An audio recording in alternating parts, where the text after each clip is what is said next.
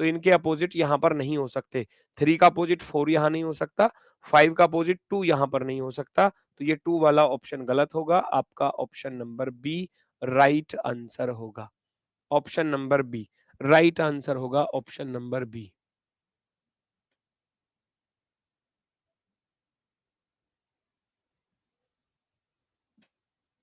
ठीक है, चलो बात आई समझ में किस तरीके की रोटेशन है, किस तरीके की रोटेशन है।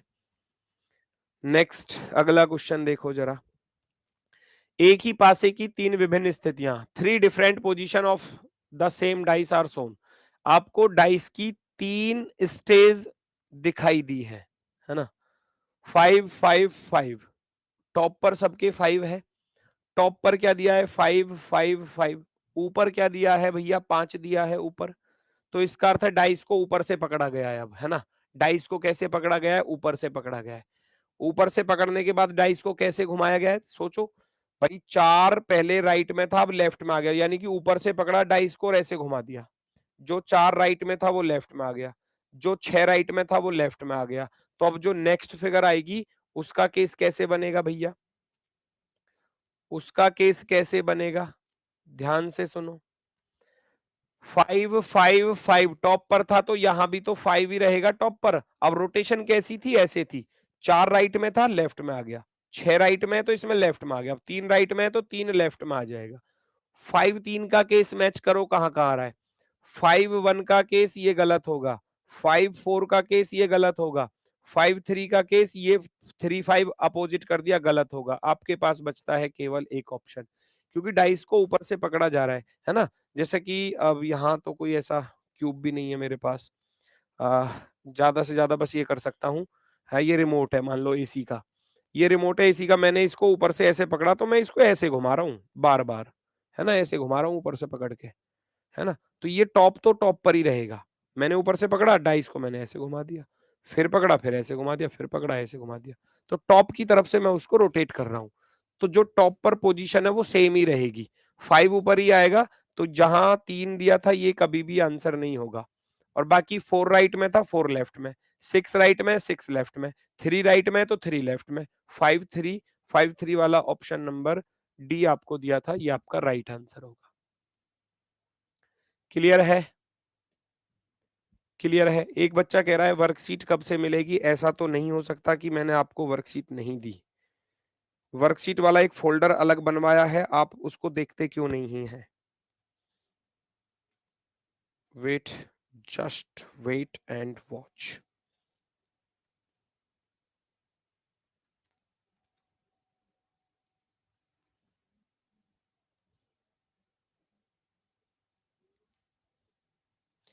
रीजनिंग रीजनिंग रीजनिंग कहाँ गई भैया, रीजनिंग ये रही। वर्कशीट सबसे ऊपर वाला फोल्डर वर्कशीट का ही तो है। डाइस 1 व्यू करोगे, ये रहे 10 क्वेश्चन वर्कशीट के। डाइस 2 ओपन करोगे, 10 क्वेश्चन ये रहे वर्कशीट के। डाइस 3 ओपन करोगे, 10, ये ओपन नहीं हो रहा, नेट भाग गया यहाँ पर। चलो कभी कभी गड़बड़ हो जाती है इसमें। डाइस 3 के ये रहे 10 क्वेश्चन। आज खत्म होगी, आज के 10 क्वेश्चन मिल जाएंगे। वर्कशीट डली हुई है, वर्कशीट डली हुई है, ठीक है ना। चलो ऑप्शन नंबर डी राइट होगा।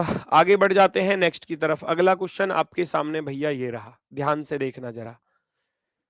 कह रहा है एक पासे x की 2 स्थितियां दी गई हैं, विकल्पों में से 4 पासों में से कौन सा पासा x हो सकता है, ये आपको बताना है। भाई आपको पहचानना क्या है कि यहां जो डाइस दिया गया है इसके जैसा इनमें से कौन सा है, वो आपको बताना है। इसके जैसा इनमें से कौन सा है। ये क्लास रोज चलेगी बेटा, मंडे टू सैटरडे बताया था ना मैंने क्लास का time. Monday to Saturday, Monday to Saturday, ये क्लास मंडे टू सैटरडे चलेगी मेरे भाई। और अपने वाले समय पर सुबह 10 बजे चलेगी, 10 AM पर। संडे आपका रिवीजन टाइम रहेगा, है ना। इस संडे तो मैं रिवीजन नहीं कराऊंगा क्योंकि अभी एक टॉपिक भी पूरा नहीं हुआ, है ना। अगले संडे से मैं आपका रिवीजन क्लास भी रखूंगा यूट्यूब पर, तो उसको आपको फ्री टाइम मिले कर सकते हो। आपको चैप्टर का पूरा एक साथ रिवीजन करना है तो वो कर सकते हैं, ठीक है।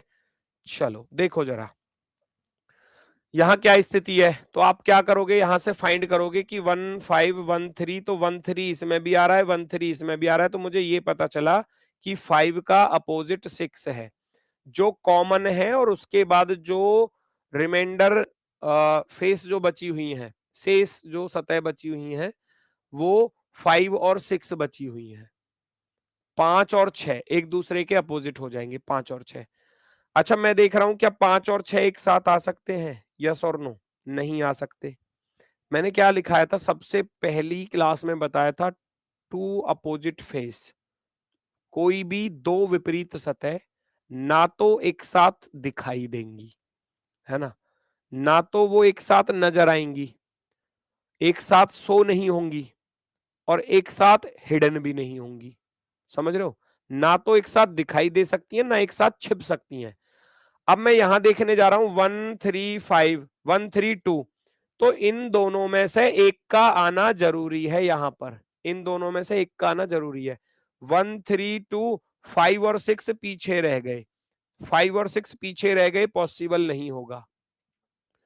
2 4 3 2 4 3 5 6 में से एक का आना यहां पर जरूरी है। यहां भी 5 और 6 पीछे छिप गए, हिडन हो गए, हिडन तो हिडन तो हो नहीं सकते, छिप नहीं सकते। 3 4 5 चांसेस हैं, क्योंकि 5 आ गया एक, 3 4 5 चांसेस हैं, तो आप कहोगे केवल डी वाला सही है, केवल डी वाला सही है। वेरी गुड, बहुत सही, बहुत शानदार, बहुत ही बेहतरीन। चलो आगे बढ़ो, नेक्स्ट। नीचे दी गई आकृति एक्स एक मानक पासा है, तो कह रहा है the figure x given below is a standard dice. Standard dice आपको दिया गया है, स्टैंडर्ड डाइस मानक पासा आप सभी लोग जानते हैं, जहां एक का दुश्मन भैया 6 होता है, 2 का अपोजिट 5 होता है, 3 का अपोजिट 4 होता है। ये स्टैंडर्ड डाइस की कंडीशन होती है, स्टैंडर्ड डाइस की कंडीशन। फिर कह रहा है उस विकल्प का चयन करें जो 4 बार 90 डिग्री दक्षिणावर्त और एक बार वामावर्त, वो कह रहा है 4 टाइम्स, है ना। Select the option that will be the obtained when the dice is rotated 90 degree clockwise 4 times, 4 bar 90 degree clockwise और वंस एंटी क्लॉकवाइज। तो इस बात को समझो, अगर मैं 4 बार, सोचो क्लॉकवाइज है, पहले 90 डिग्री मोड़ा, फिर दोबारा से 90 मोड़ा, फिर दोबारा से 90 मोड़ा, 4 बार 90 डिग्री, तो भाई मेरी बात सुनो, 4 बार 90 डिग्री क्लॉकवाइज में अगर आप अपने आप को मोड़ोगे तो सेम डायरेक्शन होगी, यस और नो। मैं कहूं आपसे कि 4 बार 90 डिग्री पर घूम जाओ, मैं आपके सामने फेस करके खड़ा हूं, और मैं 4 बार 90 डिग्री पर घूमूंगा, तो मैं पहली बार 90 डिग्री, दूसरी बार 90 डिग्री, तीसरी बार 90 डिग्री, चौथी बार 90 डिग्री, 4 टाइम्स 90 डिग्री। आप खुद सोचो, 90 90 90 90, ये टोटल कितना होता है, 360 होता है। 360 लिखो या 0 डिग्री लिखो, बराबर क्या कह सकता हूं, सेम पोजीशन रहती है, सेम पोजीशन। 4 बार राइट घूमने पर सेम पोजीशन होगी। फिर उसने बोला था एक बार एंटी क्लॉकवाइज है, एंटी क्लॉकवाइज है 90 डिग्री, ऐसे ही बोल रहा था क्वेश्चन में। वो कह रहा है when the dice is rotate 90 degree clockwise 4 times and then once anti clockwise, एक बार, एक बार एंटी क्लॉकवाइज, एक बार एंटी क्लॉकवाइज। तो इसका अर्थ है, इसका अर्थ है मुझे बस केवल एक बार एंटी क्लॉकवाइज घुमाना है डाइस को, ओनली 1 टाइम्स, है ना। तो भाई अब आपके पास डाइस है, अब आप ऑप्शन के अकॉर्डिंग देखोगे 1 1 1 1, इसका अर्थ है 1 अपनी पोजीशन पर है, डाइस को एंटी क्लॉकवाइज में घुमाना है, घड़ी की सुई की विपरीत दिशा में। यहां से पकड़ा, एंटी क्लॉकवाइज होता है ये वाली दिशा, एंटी क्लॉकवाइज यही होती है ना। तो यानी कि इस 2 को पहुंचाया जाएगा, इस 2 को पहुंचाया जाएगा ऊपर की तरफ, है ना। इस तरीके का केस बनकर आएगा। अब आप खुद सोचो, अगर एक यहाँ है तो 5 तो यहाँ नहीं चल पाएगा, इसको साइड कर दूंगा। एक यहाँ है, 3 यहाँ चल पाएगा क्या, नहीं चल पाएगा, साइड कर दूंगा, ठीक है, क्योंकि उसको एंटी क्लॉकवाइज में घुमाया गया।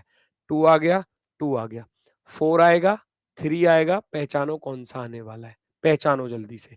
अब आप खुद सोचो, जब मैंने 2 को इधर पहुंचाया तो 3 तो नीचे जाएगा, 3 इधर तो आ नहीं सकता, 3 इधर तो आ नहीं सकता, क्योंकि जब मैं इसको रोटेट करूंगा तो 3 तो नीचे की तरफ जाएगा ना, पीछे।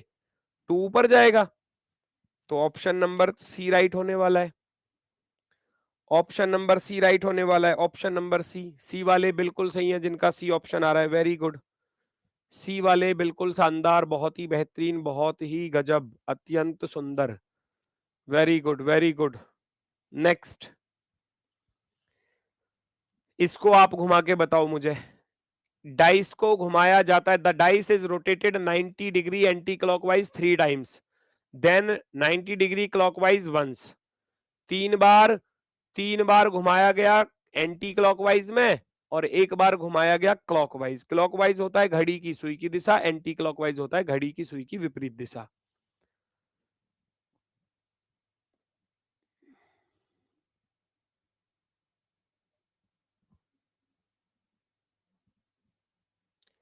अगर लाइव क्लास मिस करता हूं तो रिकॉर्डेड तो बेटा एप्लीकेशन पर ही मिलेंगी ना, उसमें क्या दिक्कत है आपको। आप जब भी कभी आपको क्लास रिकॉर्डेड देखनी है तो आप ऐसे जैसे कांस्टेबल का बैच देख रहे हो तो व्यू कोर्स पर कर देना। व्यू कोर्स करोगे, सब्जेक्ट वाले फोल्डर पर जाओगे, सब्जेक्ट 3 फोल्डर बने आते हैं, सब्जेक्ट, लाइव, टेलीग्राम। तो लाइव पर जाओगे तो लाइव तो ये चल रही रीजनिंग, यहाँ पर वॉच पर क्लिक कर दोगे। सब्जेक्ट वाले फोल्डर पर जाओगे तो सारे फोल्डर्स बने हुए हैं, करंट अफेयर्स और आपका बायोलॉजी और फिर फिजिक्स केमिस्ट्री, ये इस तरीके से मैथ्स। रीजनिंग वाले फोल्डर पर चले जाना, यहाँ रीजनिंग वाले फोल्डर पर ये डाइस है और यहाँ पर ये आपका ओपन होकर आ जाएगा डाइस। वॉच पर क्लिक कर देना, पहली क्लास चल जाएगी। प्लेयर 1 प्लेयर 2 इसमें जो भी ऑप्शन आता है उससे चालू कर लेना, ठीक है। तो ये ऐसे मिल जाएगी आपको रिकॉर्डेड फॉर्मेट में।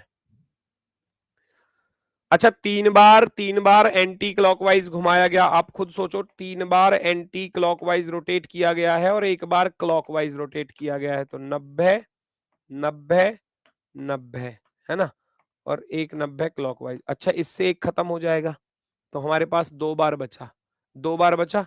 अच्छा, किधर से घुमाया जा रहा है, 2 अपने ही पोजीशन पर रखा हुआ है, 2 ऊपर की तरफ है। अब हमको एंटी क्लॉकवाइज में 2 बार घुमाना है, 2 बार घुमाऊंगा तो 1 बार ऐसे, फिर 1 बार ऐसे, एक चला जाएगा पीछे की तरफ, एक चला जाएगा पीछे की तरफ, तो एक तो यहां नहीं आ सकता, बिल्कुल नहीं आ सकता, सरासर गलत कर दोगे, ठीक है। अब आप खुद सोचो, मैं इस डाइस को चेक करने जा रहा हूं, कैसा डाइस है, 4 और 2 6, 4 और 1 5 और 2 और 1 3।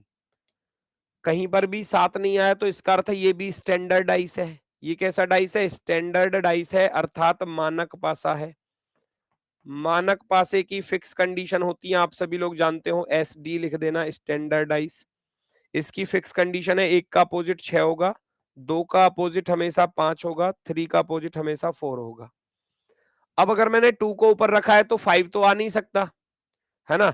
2 के साथ में ये 5 तो कभी भी नहीं आएगा, बिल्कुल नहीं आएगा। अब 2 6 3 आएगा या 3 6 आएगा, 2 ऑप्शन ऐसे आप साइड कर दो, हटा दो, इनको एलिमिनेट कर दो साइड में। अब मैंने देखा जब 1 ऊपर है तो 6 पीछे रहा होगा, यस और नो, है ना। 2 को ऊपर रखा तो अगर 1 सामने है तो 6 पीछे होगा, 4 इधर है तो 3 इधर होगा। मैं डाइस को 2 बार घुमाऊंगा तो इधर जो 3 है वो पहले तो इधर आएगा, फिर इधर आ जाएगा 2 बार घूमने पर, क्योंकि 4 का अपोजिट 3 इधर होगा। और 2 बार घुमाऊंगा तो जहां 4 है वहां 3 आ जाएगा, 180 डिग्री तो रोटेट होगा, 180 डिग्री, है ना, 180 डिग्री। क्या कमेंट लिख रहे हो, एक साथ इतने सारे कमेंटों के रिप्लाई कैसे दे सकता हूं। थोड़ा फोकस यहाँ करोगे, कोई कह रहा एटीट्यूड है क्या, कोई कह रहा नॉट एटीट्यूड है, मेरी तो समझ में ही नहीं आता क्या लिख रहे हो। 4 इधर है भैया, 3 इधर होगा, तो 3 पहले सामने आएगा, 3 फिर राइट में जाएगा, तो 3 राइट में यहां पर आ रहा है, ये वाला 6 नहीं चल पाएगा, नहीं चल पाएगा, तो आप कहोगे सी वाला बिल्कुल राइट है, सी वाला बिल्कुल राइट है। आप खुद सोचो, इधर 4 है, एक साइड में ऐसे सोचो, एक साइड में 4 है, एक साइड में 4 है, उधर साइड में 1 है। अब मैं इसको घुमाऊंगा 1 बार तो 4 इधर से इधर आएगा, इधर से फिर इधर जाएगा, है ना। तो 4 का अपोजिट क्या था, जो ये वाली दीवार थी, अगर 4 इधर है तो 3 इधर लिखा है। अब मैं डाइस को अगर ऐसे रोटेट करूंगा 180 पर, तो जहां 4 था वहां 4 का अपोजिट आ जाएगा, यही तो है रोटेशन, और क्या है भाई। हमारे पास बचा 180, और 180 आप सभी लोग जानते हैं दोस्तों, एक स्ट्रेट लाइन होती है, एक सीधी रेखा, स्ट्रेट लाइन। अगर अगर मैं आपके सामने फेस करके खड़ा हूं और मैं अगर 180 डिग्री पर टर्न करूंगा तो आपको मेरी पीठ नजर आएगी, फेस नजर नहीं आएगा। तो इसका अर्थ है अगर मैं इस 4 को रोटेट करूंगा 180 पर तो 4 का अपोजिट जहां अब 4 है वहां पर आएगा, पूरा का पूरा चेंज होगा ना 180 पे। जहां अब 4 है वहां पर 4 का अपोजिट आएगा, जहां अब 4 है वहां पर अब 4 का अपोजिट चाहिए, बिल्कुल चाहिए, 100% चाहिए। जहां अब 1 है वहां 1 का अपोजिट होना चाहिए, 1 का अपोजिट 6, तो यहां पर 1 का अपोजिट 6 होना चाहिए, क्योंकि रोटेशन कितनी थी 180 डिग्री, 180 डिग्री। क्वेश्चन का आंसर आया, क्वेश्चन का आंसर आया।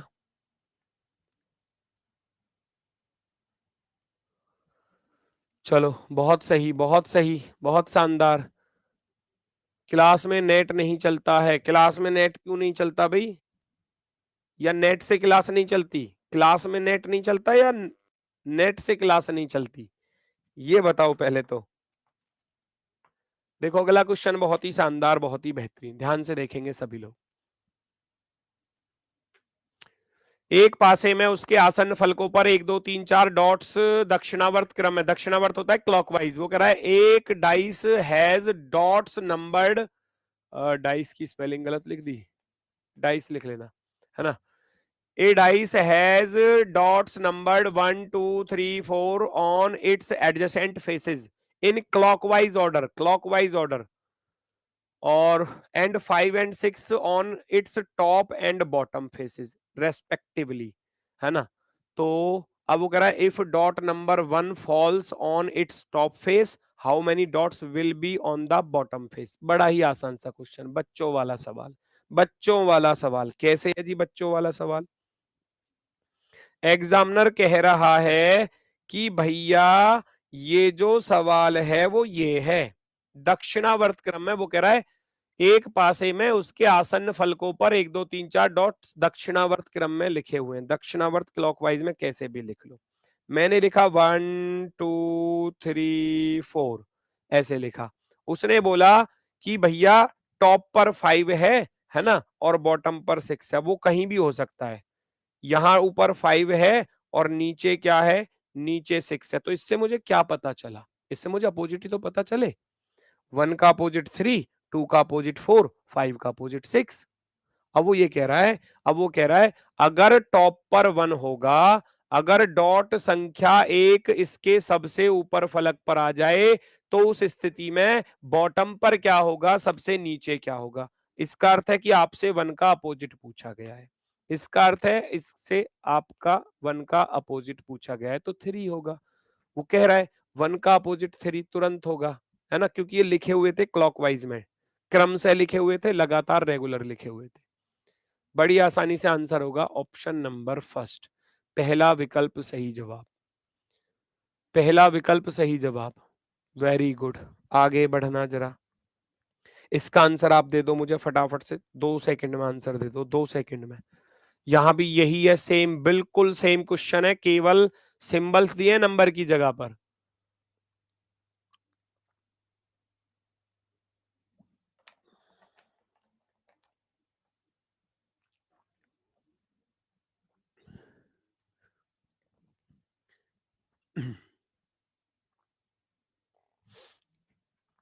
ये कह रहा है डाइस है,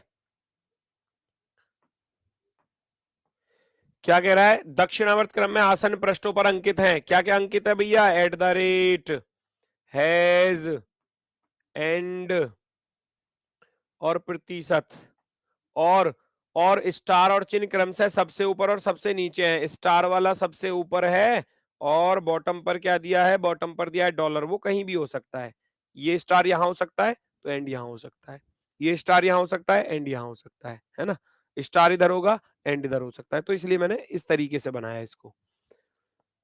तो कह रहा है यदि प्रतिशत, है ना, if the percentage symbol is at the top, तो बॉटम पर क्या होगा, वो कह रहा है अगर प्रतिशत चिन्ह सबसे ऊपर है तो सबसे नीचे क्या होगा, तो इसका अर्थ है आपसे पूछा गया है कि इस प्रतिशत का अपोजिट क्या होगा।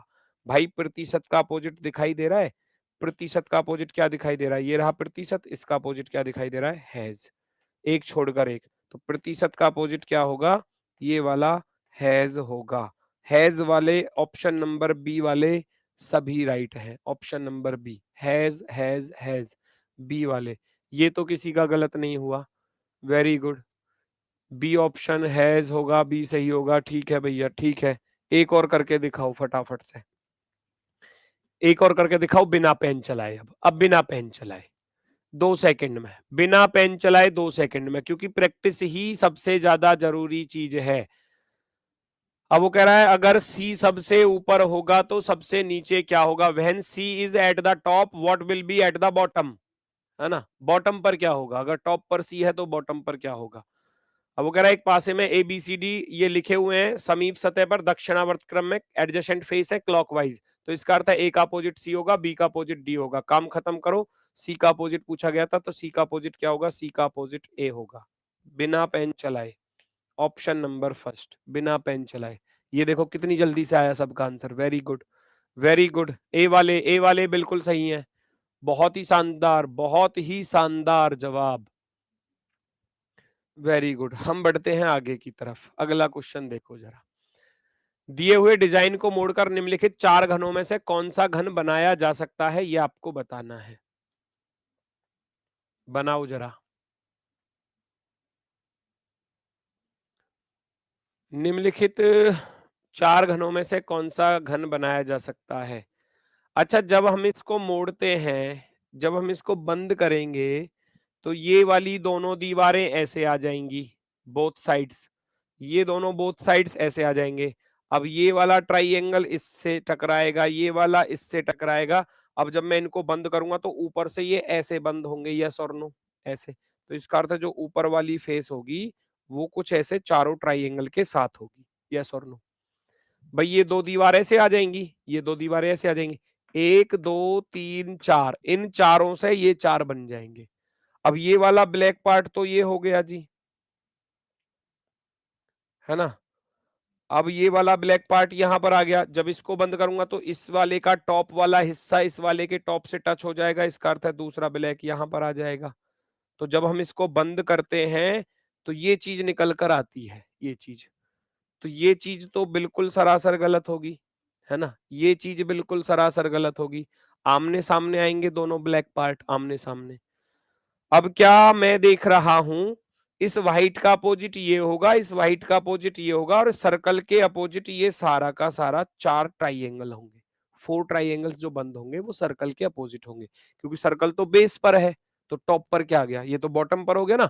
टॉप पर तो ये सारे कवर होके आएंगे, जैसे होता है ना, जैसे केक का बॉक्स ओपन करते हो आप, वही चीज है। केक का बॉक्स ओपन करते हैं, बस इसमें ट्राइएंगल फेस है। केक आया, केक को आप इधर वाले फेस को ऐसे खोल देते हो, इधर वाले को ऐसे खोल देते हो, इधर वाले को ऐसे, इधर वाले को ऐसे, है ना। वो चारों फेस ऐसे हो गए। अब जो टॉप वाला था उसको उठा के रखते हो साइड में, तभी तो वो ऐसे गिरते हैं नीचे चारों तरफ। तो इसका अर्थ जो बेस है उसका अपोजिट क्या होगा, टॉप होगा। तो इस बेस पर अगर सर्कल है तो इसका अपोजिट ये होंगे, तो ये दोनों एक साथ नहीं आ सकते। तो आप कहोगे ऑप्शन नंबर 4 सही होगा, ऑप्शन नंबर 4 फोर्थ वाला सही होगा, है ना। क्योंकि ये दोनों एक साथ नहीं आ सकते, क्यों नहीं आ सकते, क्योंकि दोनों अपोजिट थे। जो अपोजिट फेस है वो कभी भी एडजेसेंट नहीं होंगी। तो आप कहोगे सी वाला गलत है जी, ऑप्शन नंबर 4 सही है। आप कहोगे जी दो खाली कैसे आ जाएंगे, बिल्कुल आ सकते हैं। इस सर्कल के साथ ये खाली आ जाएगा और ये वाला आ जाएगा, बिल्कुल आ जाएंगे दोनों। देखो option number 4, option number 4, very good. ये यूपीएसआई वाली टाइप थी, हालांकि बहुत ही आसान वाली टाइप है, इसमें ज्यादा कुछ तो है नहीं वैसे, पर लेकिन यूपीएसआई के एग्जाम में पूछा गया था, तो हो सकता है कि भाई अगर आपको ऐसा क्वेश्चन एग्जाम में देखने को मिले तो आप उसके लिए रेडी रहेंगे, है ना। वो कह रहा है d is the adjacent of a is the opposite of e, f is the opposite of c. तो सारी चीजें दी गई हैं। डी ए के सन्निकट, सन्निकट का अर्थ होता है पास में, सन्निकट, सॉरी, सन्निकट का अर्थ होता है पास, संलग्न जिसको हम बोलते हैं, पड़ोसी कह सकते हो। सन्निकट, साथ में, निकट, मेरे निकट, एडजेसेंट। संडे को क्लास नहीं होगी बेटा, मंडे टू सैटरडे बोला है मैंने, मंडे टू सैटरडे, संडे को क्लास नहीं कराऊंगा।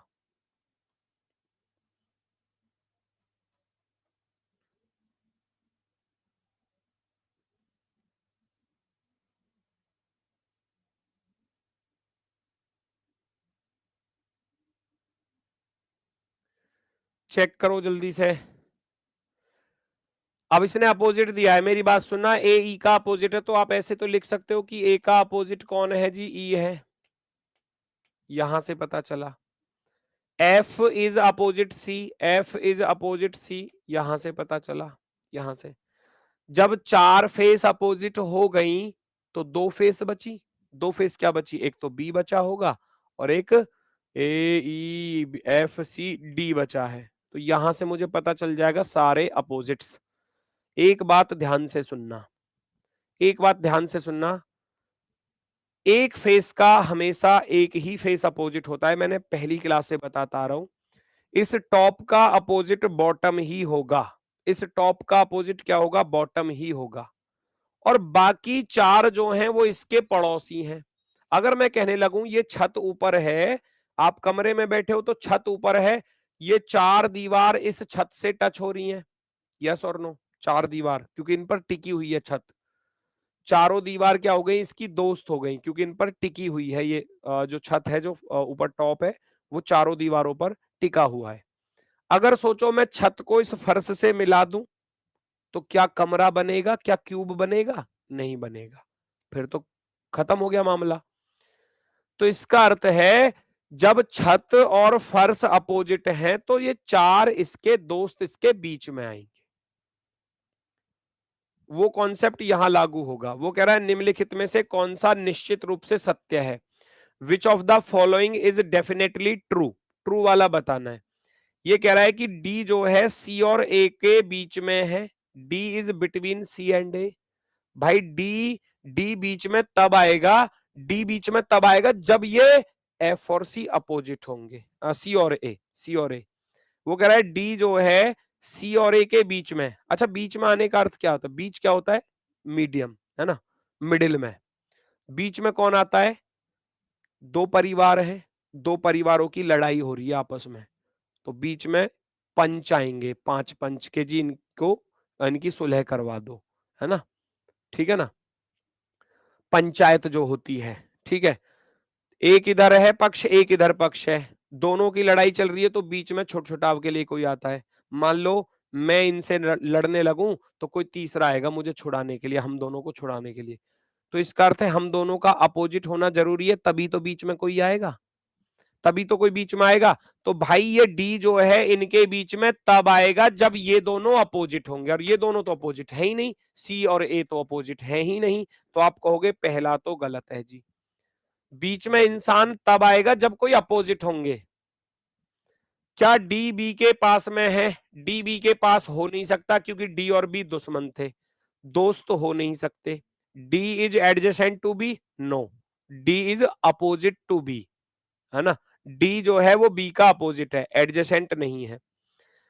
ए डी और बी के बीच में है, a is between d and b, तो मैंने क्या बताया, डी और बी का अपोजिट होना जरूरी है तभी ये बीच में ए आ सकता है वरना नहीं आएगा। तो हमने देखा डी और बी अपोजिट हैं तो बीच में ए आ जाएगा, 100% आ जाएगा बीच में, 100% आ जाएगा भैया, तो आप कहोगे सी वाला सही है। ई ए और एफ के बीच में है, ए और एफ का अपोजिट होना जरूरी है तभी आ सकता है, एफ का अपोजिट तो सी था, तो इसका अर्थ है ये वाला गलत है। आप कहोगे सी वाला ऑप्शन सही है, तो सी वाला सी वाले पर दिया है, इसको टिक कर दिया जाएगा। अभी थोड़ा सा समझ में आया होगा, थोड़ा सा, मैं खुद ही कह रहा हूं, हो सकता है पूरा समझ में ना आया हो। इंग्लिश मत बोला करो, लोग किसी को इंग्लिश चाहिए, कोई कहता है कि इंग्लिश मत बोलो, कोई कहता है कि इंग्लिश में बोलो, कोई कहता है हिंदी में बोलो। जाएं तो जाएं कहाँ है, हर कदम पर कई कातिल हैं, जाएं तो कहाँ जाएं। सी ऑप्शन राइट होगा, सी ऑप्शन राइट होगा, ठीक है। भाई दोनों तरीके के बच्चे हैं क्लास में, कुछ इंग्लिश में पढ़ने वाले भी हैं, कुछ हिंदी में पढ़ने वाले भी हैं, तो मैं दोनों चीजें ही बोलकर चल रहा हूँ हर क्वेश्चन पर, है ना, हर क्वेश्चन पर दोनों बातें ही तो बोल रहा हूँ मैं, कोई ऐसा तो नहीं है कि बिल्कुल इंग्लिश टू इंग्लिश ही बोल रहा हूँ या बिल्कुल हिंदी टू हिंदी में ही बोल रहा हूँ, है ना, ऐसा तो नहीं है, तो दोनों चीजें चल रही हैं साथ में। अब ये मतलब इतनी बड़ी इंग्लिश नहीं है यहाँ पर। देखो अपोजिट, मुझे नहीं लगता एक क्लास में एक सिंगल बच्चा बता दो जो ये ना जानता हो कि अपोजिट का अर्थ क्या होता है। एक सिंगल बच्चा बता दो। मैं अपोजिट बोल रहा हूँ, मैं विपरीत नहीं बोल रहा, चलो मैं अपनी गलती मान रहा हूँ कि मैंने अपोजिट बोला, लेकिन मुझे क्लास में एक बच्चा ऐसा तो बता दो जो अपोजिट का हिंदी अर्थ ना जानता हो। फिर उसका पढ़ना बेकार है अगर ना जानता होगा तो। अपोजिट तो बचपन से ही पढ़ते आ रहे हैं, अपोजिट विपरीत। फिर क्वेश्चन को देखो जरा, सॉल्व करो। ये कह रहा है 5 इज अपोजिट 6, 5 6 के विपरीत है, तो आप लिख दोगे साइड में, साइड में नोट कर दो। हमको पता चला कि 5 और 6 दुश्मन है, 5 और 6 क्या है भैया, अपोजिट है, अपोजिट। 1 3 का अपोजिट है, तो आप लिख दोगे 1 और 3 क्या है मेरे भाई, अपोजिट है। बड़ी आसानी से मैंने लिख दिया। 2 4 का अपोजिट है, तो मैं 2 और 4 को लिख दूंगा क्या, अपोजिट है जी। 2 और 4 अपोजिट, सारे अपोजिट मुझे पता चल गए, सारे विपरीत पता चल गए, सारे विपरीत पता चल गए। अब कह रहा है निम्नलिखित में, ध्यान से पढ़ना, ये गलती होती है बच्चों से अक्सर, निम्नलिखित में से कौन सा निश्चित रूप से गलत है, गलत गलत यानी कि which of the following is definitely false. गलत वाला पूछा है, गलत वाला। अब की बार सही वाला नहीं पूछा, अब की बार गलत वाला पूछा है, तो इसका अर्थ है 4 में से 3 तो सही होंगे, एक गलत होगा। उस गलत को ढूंढ कर निकालो। ये कह रहा है पहला कि 4 5 और 6 के सन्निकट नहीं है। 4 जो है 5 और 6 के सन्निकट नहीं है। क्यों नहीं है? 5 और 6 के सन्निकट में चारों आ सकते हैं, 5 का सन्निकट बस 6 नहीं होगा। मेरी बात सुनो, जो अपोजिट है बस वही तो दुश्मन, वही तो दुश्मन है, दोस्त नहीं हो सकता। जो दुश्मन है वो दोस्त नहीं हो सकता, जो अपोजिट है वो एडजेसेंट नहीं हो सकता। 5 का ये पड़ोसी कभी नहीं हो सकता। 5 का पड़ोसी 1 भी हो जाएगा, 5 का पड़ोसी 3 भी हो जाएगा, 5 का पड़ोसी 2 भी होगा, 5 का पड़ोसी 4 भी होगा, है ना। मान लो मैंने छत पे 5 लिख दिया, नीचे फर्श पे 6 लिख दिया, तो बाकी 4 नंबर 5 के दोस्त हो गए या नहीं हो गए? अगर टॉप पर 5 लिखा हुआ है, तो ये 4 फेस पर जो भी नंबर लिखा होगा चारों तरफ, वो इसके पड़ोसी होंगे, नेबर। ये कह रहा है 4 5 और 6 के सन्निकट नहीं है। 4 5 और 6 के सन्निकट एडजेसेंट हो सकता है, बिल्कुल हो सकता है। ये झूठ बोल रहा है इस बात को, है ना। ये क्या कह रहा है, ये इस बात को गलत कह रहा है, ये तो एडजेसेंट होगा। 4 5 और 6 का एडजेसेंट होगा। 4 5 के नजदीक है, 4 5 के नजदीक होगा, 4 बस 2 के नजदीक नहीं होगा, बाकी इन सब के नजदीक होगा, है ना। 4 इज एडजेसेंट टू 5, 4 जो है बस 2 का एडजेसेंट नहीं हो सकता, बाकी इन चारों का एडजेसेंट होगा, तो ये सही है। 6 1 के नजदीक है, 6 जो है बस 5 का एडजेसेंट नहीं होगा, पड़ोसी नहीं होगा, बाकी सबका होगा। 6 1 के पास में है, बिल्कुल होगा। 5 1 के पास में है, 5 बस 6 के पास में नहीं हो सकता, बाकी सबके पास में हो सकता है। 5 इज एडजेसेंट टू 1, बिल्कुल हो सकता है। तो 3 तो सही थे, एक गलत था, गलत था ए वाला, तो हम आंसर में ए को टिक करेंगे, क्योंकि गलत वाला पूछा है उसने कि गलत वाला बताओ। 3 सही है, ये गलत लिखा हुआ है, तो आप कहोगे ऑप्शन नंबर डी राइट है। Option number d right answer होगा। Option number d, very good, बहुत ही सुंदर, बहुत ही शानदार। चलो अगला क्वेश्चन एक और बेहतरीन और शानदार, अगर मैं कहूं, मुझे करके दिखा दो फटाफट से, जल्दी से बता दो आंसर। अब मैं नहीं बताऊंगा इसका आंसर, आप लोग मुझे बताएंगे, जल्दी से बताएंगे, जल्दी से। सारी चीजों को अच्छे से पढ़ो और तसल्ली पूर्वक आंसर दो, तसल्ली पूर्वक आंसर दिखेंगे सभी लोग।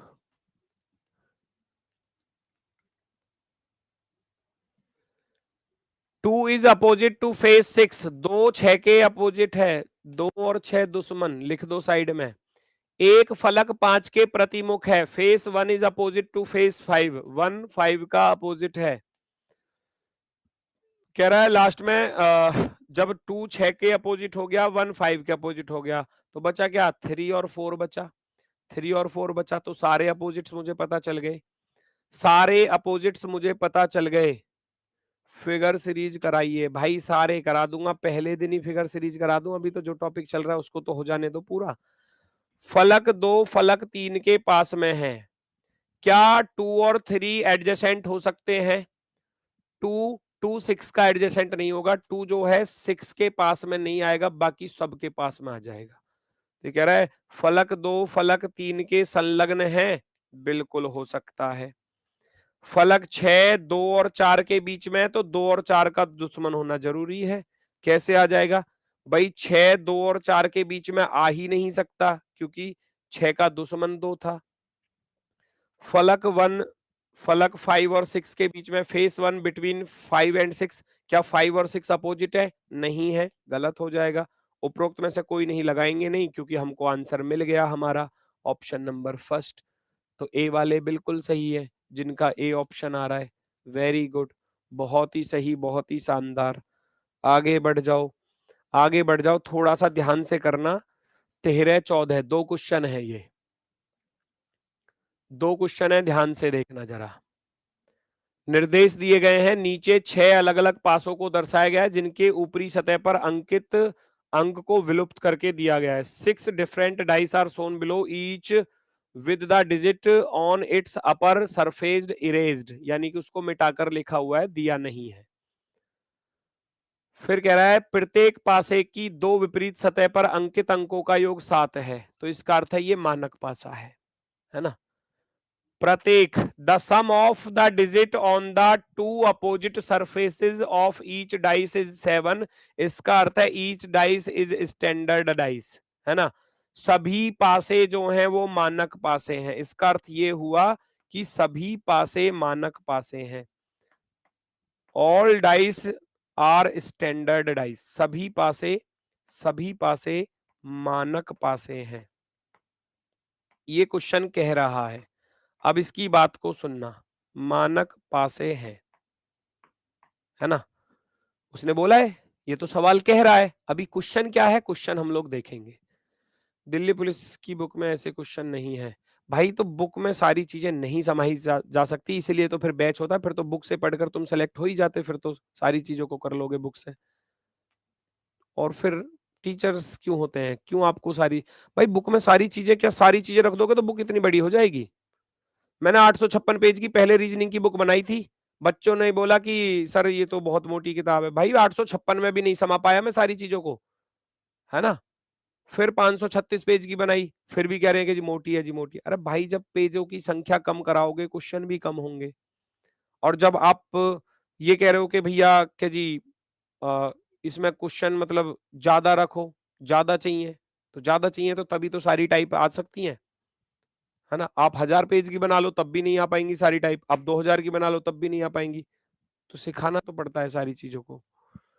सभी पासे मानक पासे हैं, ठीक है, ऐसा उसने बोला। क्वेश्चन पर आ जाओ, क्वेश्चन क्या कह रहा है देखो जरा। ये है question, if a dice with an even numbers of values have even numbers on its upper face, what will be their total sum. वो आप देखो, ये समझ में नहीं आया होगा आपके में। वो कह रहा है यदि सम संख्यांकित मान वाले पासे, इसका अर्थ क्या है?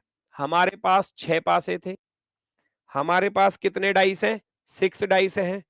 तो इसका अर्थ ये हुआ, सम सम होता है इवन, तो मुझे कौन कौन से डाइस लेने? 2 नंबर का डाइस लेना है, 4 नंबर का डाइस लेना है, और 6 नंबर का डाइस लेना है। क्योंकि ये तो इवन हो गया, है ना, ये इवन डाइस है, इवन, ऐसे लिख लेना, इवन ई। ये ऑड है, ऑड के लिए ओ, ये ऑड हो गया, ये भैया इवन हो गया, और ये ऑड हो गया, ये इवन हो गया। ई ओ का अर्थ ये है, बात आई समझ में, सम और विषम।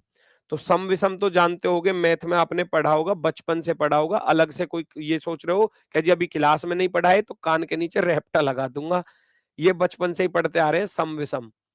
2 4 6, 2 4 6 कैसे हैं? सम। तो वो कह रहा है यदि सम संख्यांकित मान वाले पासे के ऊपरी फलक पर सम संख्या हो, तो सम वाले पहले पकड़ लो ना कौन से हैं। सम वाले हम पकड़ लेते हैं, एक तो ये रहा सम वाला दोस्तों, एक ये रहा सम वाला, और एक ये रहा सम वाला। मैंने इनको पकड़ लिया। वो कह रहा है अगर ऊपर ऊपर सम संख्या हो, तो सोचो, पहले तो ये सोचो, मैंने अपोजिट की बात की, ये सारे के सारे पासे कैसे थे? मानक पासे थे। इसका अर्थ है एक का दुश्मन हमेशा 6 होगा, 2 का दुश्मन हमेशा 5 होगा, 3 का अपोजिट हमेशा 4 होगा। मानक पासा यही तो कहता है स्टैंडर्डाइज, सभी स्टैंडर्डाइज हैं, और जो स्टैंडर्डाइज की कंडीशन होती है उनका सम जो है वो 7 होता है। तो 167257347 अपोजिट फेस का। अब वो कह रहा है यदि सम संख्यांकित वाले पासे पर अगर ऊपर सम संख्या हो, वो कह रहा है कि यहां पर भी सम संख्या होनी चाहिए मेरे भाई। वो कह रहा है यहां पर भी एक इवन नंबर ही आएगा, यहां पर भी एक इवन नंबर ही आएगा, यहां पर भी एक इवन नंबर ही आएगा। अब मेरी बात सुनो, 3 आ गया 5 आ गया, तो 3 का दुश्मन क्या है, 4 यहां नहीं आ सकता, 2 का दुश्मन 5 यहां नहीं आ सकता। 1 और 6 बचा, 1 और 6 में से इवन क्या है, 1 और 6 में से इवन है 6, 1 और 6 में से इवन क्या है, 6 है। ऐसे ही 5 आ गया 3 आ गया, तो 5 आ चुका है 3 आ चुका है, तो 4 और 2 आ नहीं सकते, 1 और 6 बचा, 1 और 6 में से क्या आएगा, 6, क्योंकि इवन ही आएगा, इवन ही आ सकता है। यहां भी 6 आ गया, यहां 4 और 2 आए हुए हैं, 4 यहां आ गया 2 यहां आ गया, तो 1 और 6 बचा, तो 1 और 6 में से इवन क्या है, 6 है, तो 6 यहां पर आएगा। बस वो कह रहा है यदि मैं इन समसंख्यांकित यदि मैं इन समसंख्यांकित मान वाले डाइस को लेकर चलता हूं, अगर ऊपरी फलक पर इवन नंबर है, सम संख्या है, तो इनका कुल योग कितना होगा भैया। पहले पर भी 6 आया, दूसरे पर भी 6 आया, और तीसरे वाले पर भी 6 आया, टोटल मिलाकर कितना हो गया, 18 हो गया। Answer option number B, option number B 18 क्या होगा हमारा सही जवाब होगा। बात समझ में आई, दोबारा समझ लो। उसने बोला था कि यदि मैं सम वाली पोजीशन पर जो आ रहे हैं, इवन पोजीशन पर जो डाइस आ रहे हैं, तो 2 4 6 आ रहा है इवन पर। वो कह रहा यदि ऊपर वाले फेस पर इवन नंबर ही हो, तो वो ढूंढ कर निकालो कौन सा होगा। तो 3 और 5 अगर यहां है, तो 3 और 5 यहां है, तो 2 4 तो आ नहीं सकते, यहां पर बचेगा क्या, 1 और 6, तो 1 और 6 में से इवन क्या है, 6 है, 1 तो ऑड है। ऐसे ही अगर 5 और 3 यहां आ गया, 5 और 3 यहां आ गया, तो 2 और 4 नहीं आ सकते क्योंकि वो अपोजिट थे, तो बचा क्या, 1 और 6, 1 और 6 में से एक ही आएगा, इवन आएगा, 6 आएगा। 4 और 2 पहले से आ चुके हैं, एक इवन नंबर क्या बचेगा, 6 बचेगा, 6 को यहां रख दूंगा, 6 ऊपर आया, 6 इधर आया, 6 इधर आया, टोटल मिलाकर क्या हो जाएगा, टोटल मिलाकर क्या हो जाएगा मेरे भाई, 18 हो जाएगा। यस और नो बता दो, यस और नो, 18 आंसर होगा। डाइस की कितनी क्लास और चलेंगी, अभी एक क्लास और लगेगी, एक क्लास और लगेगी। भाई मेरी बात सुनो, देखो पढ़ना है तो फिर ऐसे पढ़ो कि कोई क्वेश्चन बचना नहीं चाहिए, पेपर में कैसा भी सवाल आ जाए फिर वो बचना नहीं चाहिए। फिर उससे अच्छा तो फिर ना ही पढ़े तो ही बेहतर है। अगर चैप्टर पढ़ने के बाद भी अगर सवाल छूट जाए एग्जाम में, तो फिर लानत है, फिर पढ़ने का फायदा ही क्या हुआ। अगर कैसा भी क्वेश्चन आ रहा है उसके लिए रेडी रहो, एक बार बेसिक को अच्छे से क्लियर कर लोगे, सारी चीजें बेहतर होती चली जाएंगी। ठीक है ना, चलो देखो जरा अगला क्वेश्चन इसी पर। अब कह रहा है विषम संख्यांकित मान वाले पासे, विषम वाले उठा लो, विषम वाले पकड़ने हैं भैया अब की बार। अब विषम वाले कौन कौन से हैं, ये इनको मैं ग्रीन पेन से बंद कर रहा हूं, ये है विषम, ये विषम है, 1 3 1 3 5 है ना, 1 3 5 कैसे हैं, विषम है। सवाल को पढ़ो, कहना क्या चाह रहा है। If a dice with an odd number of values has odd number on its lower face, what will be the sum of the number of its upper face. ध्यान से सुनना, यदि विषम संख्यांकित मान वाले पासे, लिख दूं यहीं पर नोट कर देता हूं, थोड़ा और अच्छे से समझ में आएगा क्लियरली। विषम वाले उतार देता हूं बेटा, क्या है मुझे भी नहीं दिख रहे तो। अच्छा 5 6 है, इस पे 2 6 है, 5 6 और 2 6, मैं नोट कर रहा हूं,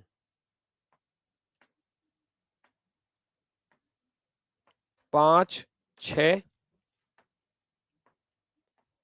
और 2 6, 2 6, एक और बचा, उस पर क्या लिखा था, इस पर लिखा था भैया 6 5, 6 5 लिखा हुआ है, मैंने यहीं पर नोट कर दिया, लो आसान कर दिया, 6 और 5। ठीक है बच्चा, ये विषम वाले थे, ये पहले नंबर का डाइस था, ये तीसरे नंबर का डाइस था, और ये 5वें नंबर का डाइस था। ऐसे मैंने वहां से उतार कर यहां लिख दिए।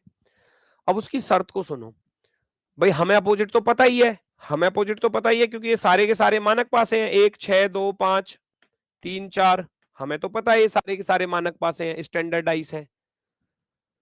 वो कह रहा है यदि विषम संख्यांकित मान वाले पासे की निचली सतह पर विषम संख्या हो, वो कह रहा है निचली पर विषम हो, विषम।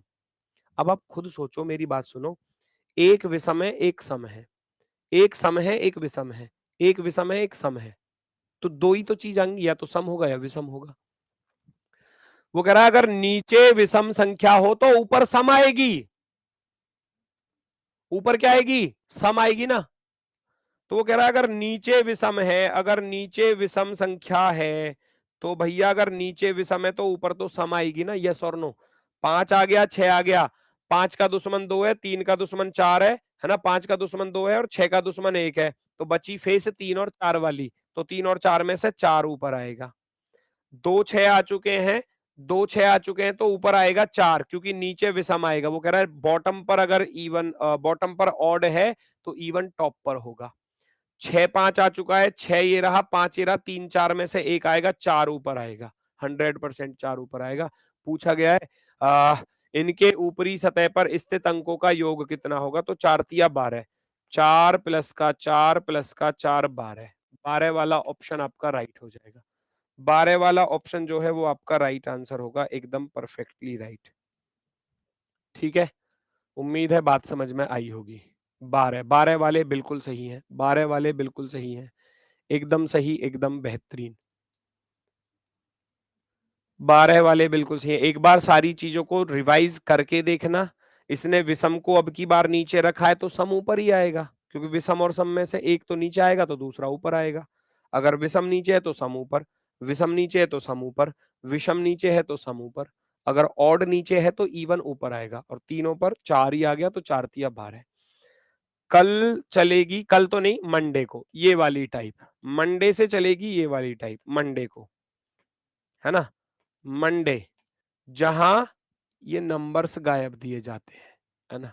अभी ये टाइप भी इंपॉर्टेंट है, ये भी करनी है, और जो बची हुई टाइपें हैं वो आपकी मंडे में फिनिश हो जाएंगी, मंडे में। कल संडे है, कल पूरे टॉपिक का रिवीजन कर लेना, एक बार पढ़ लेना सारी चीजों को, वर्कशीट के जो क्वेश्चन दूंगा उनको सॉल्व करके देख लेना। मंडे में चलेगा आपकी ये वाली टाइप, और जो इसके बाद जो एक आध टाइप बची हुई होगी वो मंडे में टॉपिक खत्म हो जाएगा। मंडे को ही फिर टेस्ट मिलेगा आपको शाम को 8 बजे। ठीक है, तो आज के लिए बस इतना ही है दोस्तों। सभी को भैया नमस्कार, धन्यवाद, टाटा, बाय बाय।